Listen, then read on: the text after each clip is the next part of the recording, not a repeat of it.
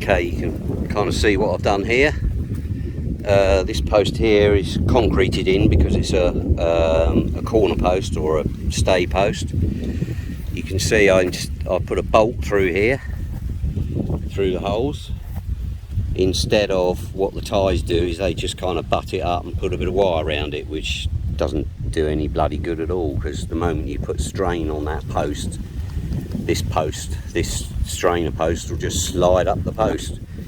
And then what I've also done is I've dug a foot in the ground, so I had another, it was sort of like a bit of concrete, and it was about 400 long, and I've dug that in horizontally that way, and then that stay post, it butts up against that, so there's no way that stay is ever going to move. The weak point is the bolt. So then we put the wire up. Now I've put the wire up on the other side of the post, because you can see the boundary post there, the red marker. Now you're not supposed to build right on the middle of the red marker, so this barbed wire fence is mine and nobody can cut it, move it or do anything with it. Now if the other guy wants to put a fence up, he'll have to go the other side of that red marker. If he wants to put a wall up, he's got to be 50 centimetres away from that red marker, contrary to what this is, but that was done before I got here, so there's nothing I can do about that. And if he wants to build a property with windows in, it's got to be 2 metres away from that red marker. So I've used high tensile wire, and that is never going to stretch, it's never going to bow, it'll last forever. It's more expensive than the standard tie barbed wire, but it's probably double the price, but it tensions up real quick. It's pre-tensile, so, and then when you fix it on, you get these little loop things. So let's just come around the back here. You can maybe see it looks like a staple, but it's not. It actually goes through the post. Ouch! Goes through the post and then out the other side. So I've done a length all the way down here.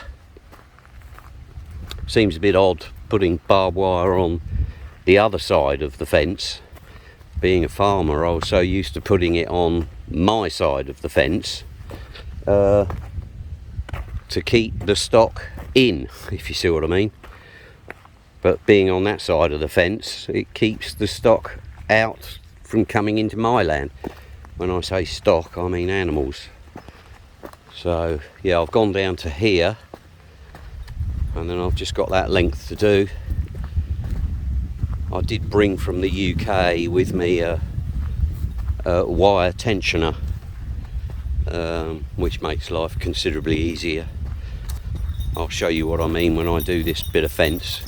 Hello mate, alright. I'll show you what I mean. So this is a double stay, obviously. Gone a bit lower on that one because that's going downhill now. That's quite a steep hill going down there, and then there's another stay obviously right down in the corner.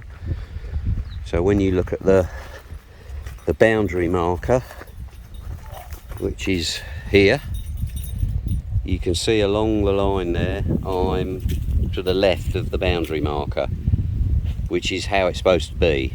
You're not supposed to be in the middle of it, and you're certainly not supposed to be on their side of it here. So quite a simple job. The posts were the most difficult. Once the posts are in, it's pretty easy to wire them up. Doesn't take long. Just unroll it, tension it up, and that's it. Jobbed.